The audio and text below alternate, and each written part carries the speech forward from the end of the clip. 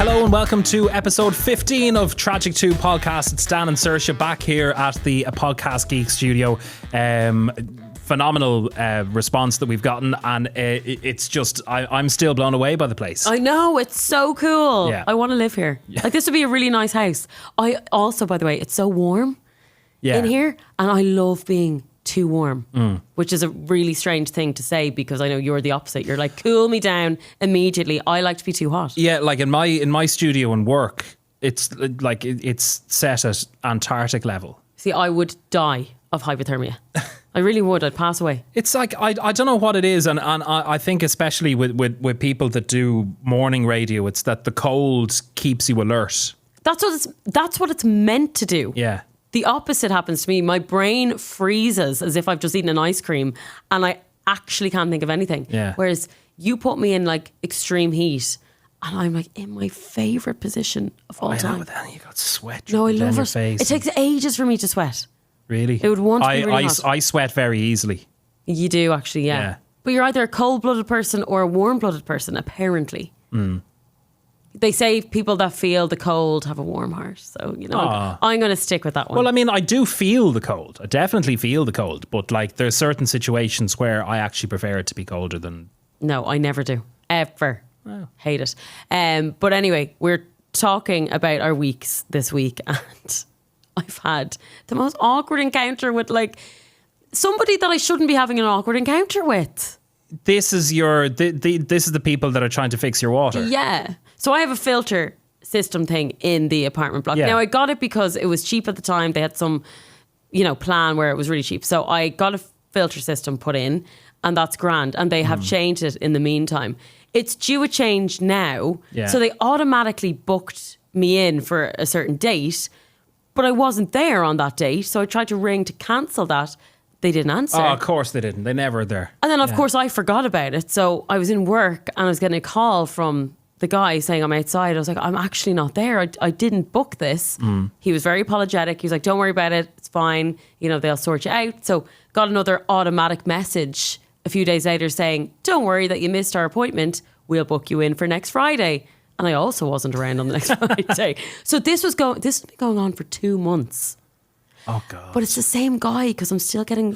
So he must be their rep for your area, kind of thing. And I feel so bad now because it got to the point where I was like, I can't even answer the calls. Yeah. I'm not home, but if I answer now, he's going to get really annoyed that I'm not there. But like, I feel that there's, regardless of what it is, it could be for your broadband, it could be for your TV, it could be for your heat and plumbing, whatever it is. Yeah.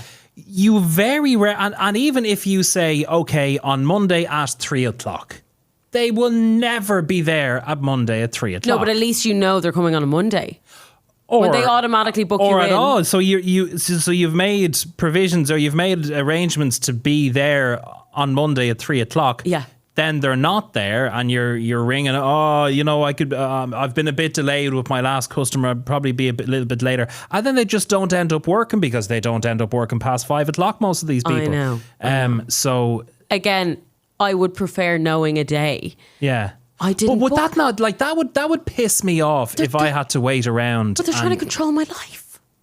Do you not see where they're coming? Like, they're just texting me saying, we're going to be there on Wednesday at 3:00. I'm like, how dare you come to me at Wednesday at 3:00 when you haven't asked? Yeah. I haven't consented to that.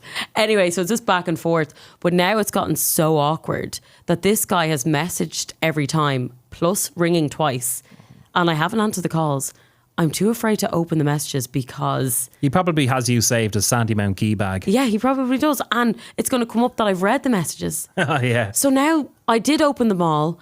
I haven't replied to any of them. And I now have to just admit that I can't ever change this water filter. I'm going to have to just admit defeat. No, yeah, you'll have to get it, or else you just won't be able to drink water. But he's going to be like, you've ignored me for 2 months, and now I'm sitting in front of you. Yeah, because you're like arranging for yourself to come to my home at a time when I'm not even there. But it's not his fault. I think he works for the company. But then like he should take that up with his company, going, here, listen, would you just give her a call and make sure she's going to be there? I know, but I would get annoyed with someone like me. Like, just answer the phone and say you're not there, or text me back. I do not do well in awkward situations or hate confrontation. If he got in any way annoyed at me on the phone, I just start crying and put the phone down. Like, I can't cope with that. So what are you going to do about your water? I rather just like brush things under the rug. Yeah, but the water is important. Well, I still have water. It's just not going to be filtered. Or I don't know what I'm drinking. Okay, well then I'll come with bottled water next time, will I? Do actually, yeah. Jesus. Oh, well, what else am I meant to do? Answer the phone. Who answers the phone in 2024? No one answers the phone. Actually, to be fair, we tried to, like, we have to plan our episodes each week in terms of what we're talking about and stuff. And you rang me one day. Which I never do. I actually don't think the name Sursh Long calling has popped up on my phone. Ever. Yeah. Because you're not a phone person. If you ring me, I will not answer. And I was looking at this phone going, oh my God, somebody's died. Yeah. That was the first place my head went to. Oh shit, something's really bad happening. I go, hello? It's like, oh hi, yeah, do you want to talk about what we're talking about today? And we're going, oh. Now, we usually do this over voice note. I text you saying, well, let's have a little meeting. Yeah, to be fair, you did say you were going to call. I just forgot about it. Yeah, but I wouldn't call you otherwise. Under no circumstances. Oh, no. I don't think even if somebody did die, well, no. Touch wood. Well, that's actually not wood at all. There's wood behind me. Yeah. I just wouldn't. I'm allergic to it. Yeah. So no. Yeah. Actually, I was... we send... Not only do we record podcasts, but we send each other podcasts. Speaking of, I was listening to a lady talk about the fact that she was given some guy gave her number in it, just randomly walked by, said, look, can I have your number? Here's mine. Exchange numbers. She went home, got on with her life. He called. Oh no. He rang her. Now, if someone dared to do that to me out of nowhere, ring me, a number I don't know, the anxiety, and then to be like, oh, I was the guy that I gave your number, or my number to, and... It's gotten so bad that if a number pops up on my phone that I don't recognise, it's a red flag. It's bad news. I'm actually Googling the number while they're calling me. Yeah. I'm like, who is this? But you know what? Because we are what's the word I'm looking for? Where you feel like it's just going to be bad news. A phone call is not normal these days. Yeah. So you're programmed. That's the word I'm looking for. Yeah. Programmed to believe that it's like opening a letter that you didn't expect to get. It's always going to be a bill of some sort. Yeah. You don't want to. Oh, it's always bad news. So is the phone call. It's like I don't think post is never good news. No, the post is never good news. But like a phone call is as well. It's the bank calling. You owe money on your credit card, pay it. Or it's you are minus 500 quid in debt. It's always something like that, and you answer it and then you panic. Yeah. And so you don't want to have to. I'm probably going to get a lot of those phone calls because I spoke last week about being. We're not talking about being broke this week. We can't. I'm still there. You're still there. Look, you can always get naked. Payday soon. Yeah, but anyway, that is not what we're talking about today. No. What we are talking about today is something I love to talk about: who we're attracted to and why. Because Sursh is still 13. Because I'm still 13 in my head. But I don't like 13-year-olds. Thank God I'm not a pervert. So basically this has come on the back of a list that was released in the UK recently. Yes. Basically trying to find out who Britain's sexiest man was. Yeah. I was shocked by the results of this. So there's a couple of things that shocked me. And there's a couple of things that have people annoyed. So the first thing, right? And it's not that I don't like this person. He's a bit of a knob, but I find him funny. Jeremy Clarkson. Yeah. I also think he's quite funny. Yeah. Like, he's a likeable character, I think. He shouldn't have punched his producer when he was with Top Gear, but look. Oh, I forgot about that. Yeah. I mean, like. Oh, I like Clarkson's Farm, though. Love Clarkson's Farm. Yeah. Addicted. And right? I actually love his partner, Lisa, because she's Irish. Oh, Lisa's lovely. Yeah. Love Lisa. Anyway. Point is, Jeremy Clarkson is in no way attractive. No. Do you know what? When I was watching Clarkson's Farm recently, I couldn't help but notice his massively bushy eyebrows. Yes. And they're really disturbing. And I think he needs to do something with them. Yeah. 100%. 100%. Now, the more and more I looked at this list, and I'm like, how? Like, this does not bode. Okay, so like, since Brexit, I mean, I think the UK has like completely folded on itself to find Jeremy Clarkson in any way attractive, in any way inside a top 10. But the more and more I looked at the list, the more and more I thought, okay, well, is there something else that I'm not seeing? Like, is it an apathy? Because you see in Clarkson's farm, I don't want to do too much of a spoiler on this, but he's trying to rear pigs, and a couple of the pigs die. Oh, it's so sad. It's devastating. Devastating. Yeah. And you see, and this devastates him. So, like, I've come a long way through the Jeremy Clarkson. So, like, I like as a kid, I watched Top Gear every Sunday. Every Sunday, I was glued to Top Gear. Loved Top Gear. So before the whole farm series thing came along, was my impression of Jeremy was this, He's big an alpha male. motor, petrol head, alpha male, doesn't give a shit about the environment, doesn't give a shit about anybody else but himself. Yeah. Right? But the pigs dying devastated him, and you saw a softer side to him. Yeah, exactly. You see a really, really soft side of Jeremy Clarkson through this. So, maybe is it that? Maybe people see an empathy. Maybe people see, things like that. And then I looked a little bit deeper and found out that his net worth was £43 million. That can make a massive difference to people's attraction. Yes. Attractiveness. Yes. It can, though. Yeah. Like you're a real because Jeremy Clarkson's getting on in age. He's like 60s. Yeah. So he's essentially a sugar daddy. Now we all know that he's with Lisa. Yeah. And they're similar ages. It's not similar ages, but to somebody to find, so like his net worth, as I mentioned, 43 million. He's got 36 cars. Yeah. Again, he's a very wealthy man. Yeah. He's very successful. So wealth and success and profile. Yeah. Must attractive. Go a long way in this list because, right? So that was first in the list. Yeah. Second in the list, right? And this is what really threw me when I saw the list in the first place. Tom Holland. Yes. And I'm looking at this list going, wow, the Brits have really screwed up. So this is in a top 10 list of most attractive in the men UK. In the UK. Yeah. Like, I have to put it out there, right? I know you're talking money and maybe people are kind of using that as the attractive quality. Some women like a man that's kind of out of shape. Some women are attracted to an older man and someone similar to him. I can see why that would be appealing. So I think, like, the way you're looking at it, you can't actually see it from other people's perspective.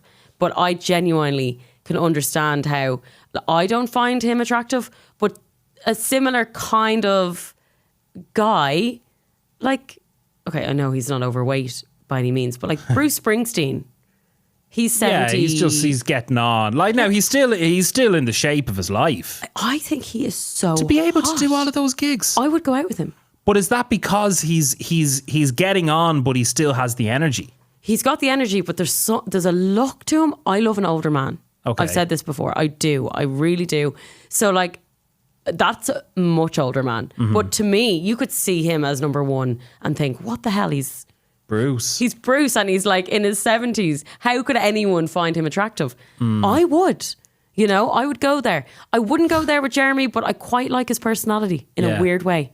Yeah, I do like his personality. So I like the old school male, though. I was also quite alarmed to realise, so as we mentioned, Jeremy 43 mil. Tom Holland's net worth is reportedly 20 million. Now, Tom Holland has starred as Spider-Man and he's in all of those films, and you're there going, surely his net worth has to be higher than 20 million. Yeah, that is actually kind of low. He's 27 years old, so he's still fairly young. Yeah. He's an insanely good looking man. See, I don't think he is. This list that we're currently reading from is from the UK. Yeah. There was a previous list, a worldwide list done that had Dwayne "The Rock" Johnson as the world's sexiest man, and I fully agreed. See, I don't get that at all. But I don't like a. Well, he's got the buff. He's got the charisma. He's got the buff. He's got. That looks, gym goer I'm not quite sure. No, the gym. Okay, big muscles. yeah, I think he overdoes it.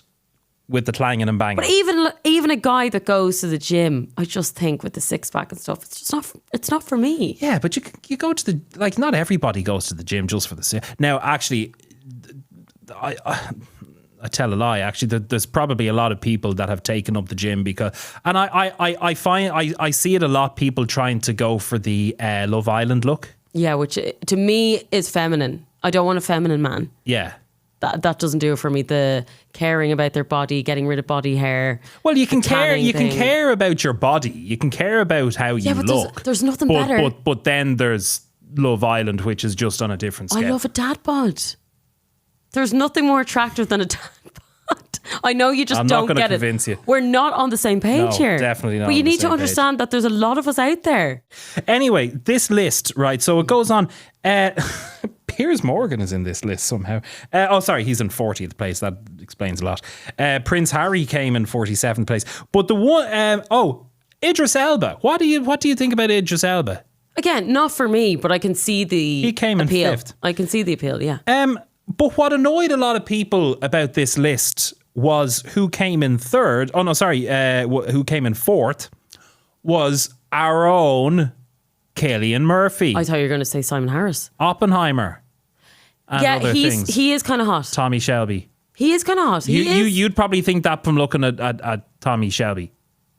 A little bit, yeah. No, do you know what? The Cillian Murphy just stripped back look, I actually really like. He's got Pierce. No pun intended. Cillian Murphy but stripped back. I mean, what movie was that? So I actually saw him in a one-man show and he got Did he? his top off anyway. But he's got the piercing blue eyes. I just think he's really unusual looking. And he's tall. I like a tall man. But the Brits are at it again. Stealing. They can't. We don't have a lot of sexy men in Ireland. We don't. No, we don't really. So leave Cillian the fuck alone because he's from Cork. He's from the People's Republic, don't you know? He is, yeah. But no, he would be a kind of one of those guys that wouldn't be stereotypically handsome, I wouldn't say. Dark horse. He's got a quirky look, which can be really attractive. But that's the thing about like attractiveness. It can be something like, whether it's their eyes or it could be even a tattoo, something that just makes them that little bit sexier. And I can't pinpoint it. For me, it's personality. Is it? Yeah. Yeah, but initially, if you love yourself, you can go and fuck off. Ah, yeah. But like, if you were to look at a celebrity, you're basing it off looks. Or like, if you were on online dating apps, you're looking at pictures first. You are looking at pictures first, but you then, like on a dating app, you get into a conversation with somebody. And then you start to, okay, this person might be telling me lies, but the lies that he's spinning are quite good lies. But, yeah. So I like to get to know I go, okay, good looking, but let's see what this person's really about. Yeah, and that's fair. But like, we put this question out to people and I forgot about this and I brought him up already. But during the referendum, oh God, when Simon Harris was health minister and he was backing repeal the 8th and he did a bloody great job, there was like Simon's a ride hashtag that was going around. And we were reminded of that today, that like everybody wanted a bit of him. Do you know who? But it wasn't because he looks so hot. It's because he obviously is standing up for women's rights and like that is attractive. So that's the appeal there. Yeah, okay, I can see that. But do you know who during lockdown people found very attractive? And I remember this because I did a news report on it. Leo with his top off. No. No. In the park. Actually, the park down the Leo road. having the cans. No. Was Dr. Tony Houlihan. No. People found... No. There was a mural of Dr. Tony Houlihan painted on the front of a pub during lockdown. I feel like, again, that was an older generation that found him attractive, not our generation. But there were vox pops and people were going, yeah, actually, do you know what? He is a bit attractive. Maybe was it that like, oh, I'm trying to save the country, but then everybody just got fucking fed up with him going, Jesus, Tony, would you ever fuck off? Maybe it's a bit of the egghead. Doesn't a shaved head mean that you've got more testosterone in your... Does it? I think so. I could be wrong, but that's meant to be an appeal for women as well because, like the Eminem. I know he's got a shaved head, but like apparently, you know, he didn't have much hair going on, so he shaved his head, and that was the real tight haircut. But That was his bad boy look. Yeah, but like he was saying that he was like, you know, receding a bit, so it was better to shave it. But like I thought he is just God in my eyes. I think he's the most attractive man of all time. But is it that kind of, they're more masculine looking? Maybe Tony Hoolan the same? It was one that really, really confused me at the time. I went, there is absolutely nothing.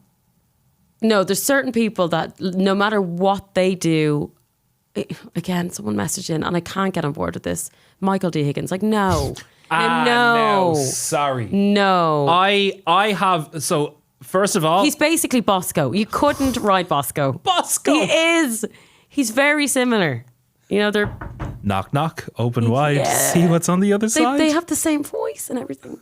And they're both little gentle giants. No, you couldn't. Sorry, Bosco was this really high-pitched, hi, boys and girls, hi, everybody. Yeah, but Michael D is... Oh. Yeah, it's similar. It is. But you wouldn't want to get in bed with him. Like maybe to say, you know, fuck me, Mr. President, or whatever. Oh, stop. No. There's people eating breakfast. There's people about to eat here. Sorry. I mean, I have nothing but admiration for Michael D. Higgins. I think he's been one of our best presidents, but oh my I actually had a God. conversation with my friend recently and I was like, maybe he's a virgin. And then she was like, no, he's got loads of kids. Absolutely not. He's got loads of kids. And back what was happening in the olden days, and there was things going on. I just thought maybe he was just sitting holding her hand. But no, Michael D. Higgins I can't get on board with. So there's certain people that just, you can't go there. You just wouldn't go there. Also, Eamon Ryan, just to look at, like, he's just not an attractive man. But you remember that... let's not go there with Eamon Ryan. That WhatsApp voice note, it was a made-up fake thing that was going around a few years back. Where, was it, not Brian Cowan, the other guy? The one that Nicky Burns... Oh, Bertie. Bertie Ahern. Yeah, that apparently, this was all a lie, by the way, but apparently a WhatsApp message was going around saying that he was on some, like, online dating app. And this girl matched with him and they were going for dinner. And it was this, like, hysterical setup of pretending that she was going for dinner with Bertie Ahern. Now, it was all a lie. Yeah. But the girl who made it up was saying that she actually fancied him. Like, she found him really attractive. And she wanted... Now, she was saying she was going on a date with him, which absolutely was not true. But, yeah, Bertie Ahern, no. Like, you're obviously going to be exposed about that horrific lie. Like, people that do that... Yeah. They claim that they've got this, you know, high-profile person in their life, and that does it for them. But that's not even, like in the case of Bertie, that's not even true. It was at the time. So she was going on a date with Bertie? No, but this was back in like 2014 or something. So he would have been retired then as this was made up. politician. She fancied him. She made up this whole lie that she was going on a date. So it didn't actually happen. He wasn't actually going on a date. But he was in a powerful position then. You know what I mean? So like maybe there was some kind of appeal. But that's what it is. Like someone said to me as well, like all famous people, well-known people, shit and fart and do all the usual stuff. Of course. They're not any better. They're all human, yeah. So maybe it's the power. And actually, you mentioned... the money, though. Money helps. You mentioned our former leader, who was snapped in a very well-known Dublin establishment. Yeah. With a... his top off. No. In a club. Do you not remember this? Oh, I do remember this. Yes, I do. With a younger gentleman. Yeah. Yeah. But like, that must have like, is that the power? Like I've of course I've just gotten off with the Taoiseach. Does the same happen for women though? Like women in powerful positions, are they looked at? Are they attractive for men? Yeah, I just don't know if it's the same. If it's the same the other way around. Yeah, I think that there's a huge gap in the equality level there. Isn't there? Yeah. You wouldn't hear guys talking about someone that just happens to be mega successful just for the success. Yeah. Saying like, they'd like to. Because there's kind of, I think for men, there's an insecurity there of, well, you know, I can't really blag that she's more successful than me. Yeah. Is that, am I correct in my thinking there? Like, I don't want people to come out and go, you fucking... Yeah, I do think that's... sexist I prick. think if you were to honestly ask men Yeah. this question, would they be put off by a woman being more successful than them? I'd say they'd say yes. Yeah, that they earn more money than me. Yeah, it's not the same the other way around. Whereas I think if you asked a lot of women, they will be happy to know that their partner is making more money or... It's an interesting one because, like, what you don't also see. So, like, all of these lists of, you know, attractive people and whatever, you don't see it with women. And I think maybe is this where the you know, feminism culture has come and gone, no, you can't look at a woman that way. It's degrading and you know, all of that sort of stuff. So, like, there's clearly a divide in the equality thing there. In that, you're sexualizing this person. Possibly, but we got a message in from someone earlier on, which I thought was really interesting, where they were saying that, like, to go out with someone that's stereotypically good looking and having good looking children, apparently, if you're a good looking child, you're more likely to be successful financially in the future. So say two people, an average Joe and a very good looking person go for the same job. Yeah. The good looking person is more than likely going to get that job over the other person. So you're actually better off to mate with a really hot guy or girl. Because your child is going to be successful. Your child will be more successful that way. Which is fucked up. If it's true. I've got to go and look back at pictures of myself and see how attractive I was as a child. I can't remember. I don't know. We definitely didn't make the cut. No. That's, yeah. But I mean, it does kind of make sense. That's why we're in radio. It does make sense though, doesn't it? Like if you think about it. Oh, my life is making very much sense to me right now, yeah. It all makes sense. You look at the really good looking people and you're like, they're influencers. They're, you know, like we were talking about this earlier on. Earning people 80K. that do sweet fuck all. Yeah. You know, just sit there and look pretty. I want a job like that. I know. We weren't born to supermodel parents. SFA and come out with 80K. That's a good slogan. It will be the dream. It really would. I might put that on the top of my CV for the next job I apply for. Yeah. I want 80K for doing SFA. Do you know what? You will be more attractive. You might just be more attractive. They might go, okay. Yeah, exactly. You might actually you might get yourself a husband. In the shredder. Yeah. But you would, yeah. Like, I don't know. I just think that the whole kind of celebrity culture of really good looking people, sometimes that is not the go-to for everyone. It's not for me anyway. You're talking about Tom Holland and I'm like, no. We both previously had a colleague that earned, speaking of 80K for doing SFA, that this person was on figures of this nature. Yeah. Also doing SFA and definitely not attractive. Do you know who I'm talking about? I do know who you're talking about. Yeah. It's a different generation though. It's like back in the day it was who you know. Getting certain jobs, whereas now it's very competitive. So it's God almighty, the most attractive person wins. Unfortunately, that's the way it goes. So I guess I am in the shitter a little bit because the shitter. Yeah, because personally I am attracted to not very good looking people for whatever reason. I don't like the gym buff and the Love Island type. So you're guy. you're not going to be. So my kids will be in bits, and I'm just going to have to deal with that. So he better be smart because I'm not the smartest. Are you going to give your in bits child an in bits name? No. Like see, I'll do the opposite. I'll give it a really nice name and then totally mess it up. But yeah. Wow. This is one of those episodes where I'm just going to, the whole way home, I'm just going to be thinking, what the fuck? But it's too boring. Like, we've got loads of messages. Harry Styles, Louis Tomlinson, you know, the usual. It's like, yes, they're all really good looking people. everybody kind of knows that, and you can always spot a good looking person. I mean, everybody, no one's stupid. They know, but attractiveness is completely different. But there's being attractive physically, like on the outside, but then that person could be a complete dickhead. I know. See, that's the ones I go for.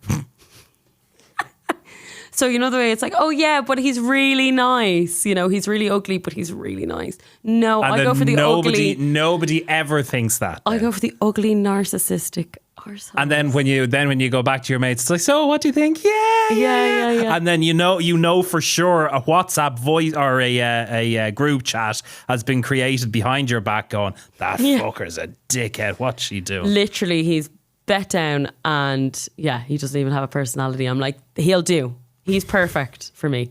So I don't really know where I fall into that in terms of like what I'm attracted to. I pick the one person in the room that is the one that nobody else wants. I pick the one that no one wants.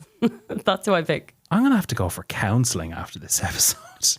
Because a lot of my life has now started to make a lot more sense to me. In what way? Go on, tell us. Oh no, just... But like in your dating history, you've done a bit of online dating. I've never done online dating, so I can't relate to you. But... It's not been very successful. But you're judging people on their looks. You're judging, but like, okay, so you go, okay, that person looks good. Let's try and talk to this person. Do they ever look different in person? I know you hear about this all the time, but... Not overly. Okay, which is good. I know that like that's like catfishing, but like... Yeah, no, I haven't had somebody that looked completely different. Have I? No, I don't think so. Okay. So you're judging them on their looks. Judging them on their looks, but then you're having conversations like before anything gets taken. Before you go, do you want to meet for a coffee, or do you want to go for a pint, or do you want to, whatever. Yeah, but you don't know if they're saying they're 6 foot tall. You don't know if they're actually 5'4". No, you don't until you meet them. Yeah, exactly. Like that's awkward. Yeah, but that's in any that's just the way it is. I hate online dating. But would you, terrible. When you're doing it, would you have that in mind where you're kind of thinking, okay, well, if I'm not going to be that, perfection, the guy, the chisel jaw. Because you see, I'm not perfection either. Yeah, so would you go purposely looking for the ones that are not peculiar looking, you know what I mean? What, worse looking than me? Or you're like, okay, he's got a slightly large nose, or, there's something a bit off. I'll give him a no. But I'll like if you come across somebody that's attractive, that you're hoping, okay, just please don't be a dickhead. Yeah, but if the person's not, excuse me, if the person's not a dickhead, well then that goes a very, very long way. But they usually are, is what you're saying. Yeah. So you find good looking equals dickhead. In a lot of cases, yeah. Which is really sad and really depressing. Yeah, yeah. So then you just have to settle for less. Well, I haven't yet. I know. So you can just do what I do. Which is what? Pick the one pick the arseholes. Pick the one that nobody wants, and then find out they're an asshole, and then spend 5 years with them, and it'll be fine. God. It'll be grand. Jesus. It's tragic.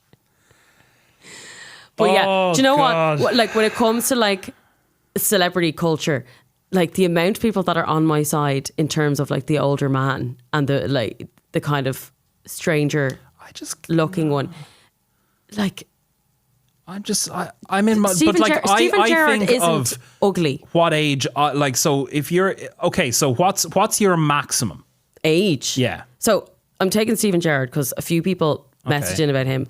But do you know what it is though? He looks rough. He does. He looks like he'd be... So you want a scumbag? He looks a little scummy, doesn't he, though? He looks... He does. Former Rangers manager, definitely scummy. Very talented, but like he just has that look of... He'd give you a good scene to... one of those. So yeah, he's really attractive. But he's like 40... Late 40s. He must be late 40s. So I think I'd probably go 50. You see, because... And that's where I'd end it. For me to take somebody that was 50... Yeah. In my head, I'm going, okay, well, what age was I when this person was like my age, 33? Yeah. Or even 30? Oh, you don't think like that. Yeah, but you see, I do. My head goes there. I know. It is disgusting when you think of it that way. Or It's like I was very young when this person was my age. I know. Or you think of 10 years later and you think, Yeah. am I going to be minding you? Yes. Do you need help in the toilet? Am I going to be wheeling you in your wheelchair? Oh. Yeah. I don't really think that far ahead. And like, Yeah. yeah. Although you're going to have to do that probably anyway with a partner. But then you think, but like before time, like, no, you don't want to be, no. Although, you know, with Viagra now if you can do longer. And then if children come into the equation, you're like, okay, well, is this child going to lose his dad within 2 years? Ah, now come on. Unless they were in their 80s, I wouldn't be worried about that. Yeah, but then that person gets to their 80s while you're still trying to convince yourself that you're young. Yeah, but you don't have to spend all the time with them. You can go off and have your own life and just, you know, at least you know he's not going to go anywhere and he's not going to be cheating on you. He's just going to be sitting in his little chair. Mother of God. No, but with Viagra, hello. Oh, no. Hello. Yeah, but when you have that in the mix, there's no problems anywhere, you know? Actually, speaking of, right? Viagra. Okay. Never experienced anyone taking it. This episode, I swear to God. I don't know if you've ever taken it. But I want to know. Dave. I want to know if you take it, can you finish or are you just like constantly on a bone for the whole time? I don't know. Like, I really need to know these answers. I've never had such an issue. I mean, if I do marry a 60-year-old man, I'm just wondering where I'm going to be at. Is it always going to be there? Yeah, is it always going to be there? I don't know. Does it ever disappear? See, this Can I still get pregnant, or is it just... This is why there's so many risks and red flags about what you want to go for. All of these risks. Yeah. Yeah. A quick pill could end you, literally. And him. Yeah. Actually, imagine that happening. Imagine you ended someone by just riding them to death and then having to stand there at the funeral and act sad, but knowing that they had the best bloody time of their lives. They went out on They a went high. out in a high, like quite literally, yeah. I mean, how do you say that? You can't. Anyway, You just can't. this has been episode, what are we, 15? Mother of God. This has been episode 15 of the Tragic 2 podcast. I have not known for the last couple of minutes where this conversation has been going I to. think we should just end it now. Anyway, yes, I think that has been a nice note to end episode 15. You can get us on our Instagram page, Tragic2Pod. You can also get us on YouTube and the Spotify and Amazon Music. A huge thanks again to Dave O'Gara from A Podcast Geek for the fantastic studio that we're in. We'll have episode 16 next week, and very much looking forward to that. So until then, have yourselves a good one and we'll talk to you. Bye.